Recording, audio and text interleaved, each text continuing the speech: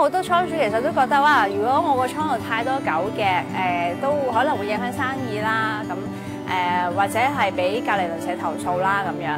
但係唯一一樣嘢就係佢可能係唔識去邊度揾呢啲咁嘅渠道去做絕育。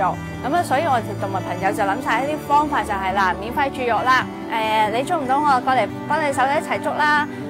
同埋我不如幫你叫埋貨 van 啦。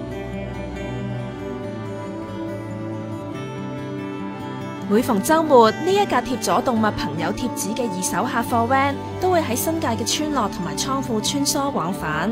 車上嘅4人幫會帶居民同埋倉庫主人放養嘅貓狗去獸醫診所做絕育手術。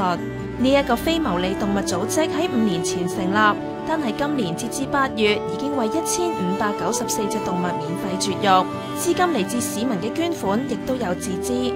倉庫係佢哋重點嘅工作項目。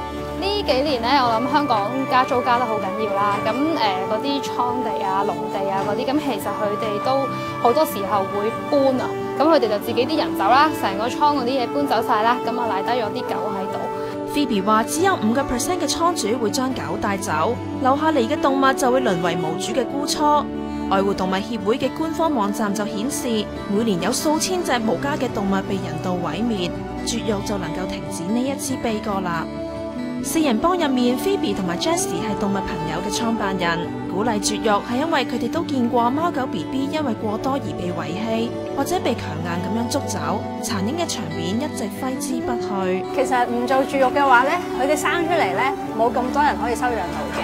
譬如流浪狗場咁樣啦，咁香港都有好多自發性嘅流浪狗場，咁啊，但係即係始終係有個上限。Jessie 做過流浪狗場嘅義工，就見過一個場竟然有400隻避難嘅狗。呢一刻，我哋嚟到求助人賴伯伯嘅屋企。伯伯由10年前開始養貓，由2隻繁殖到而家嘅15、16隻。食係冇個問題啊，即係話啲人喺早農有啲投訴啊，係嘛，狗亂狗周圍啲地方啊，唔好啊嘛。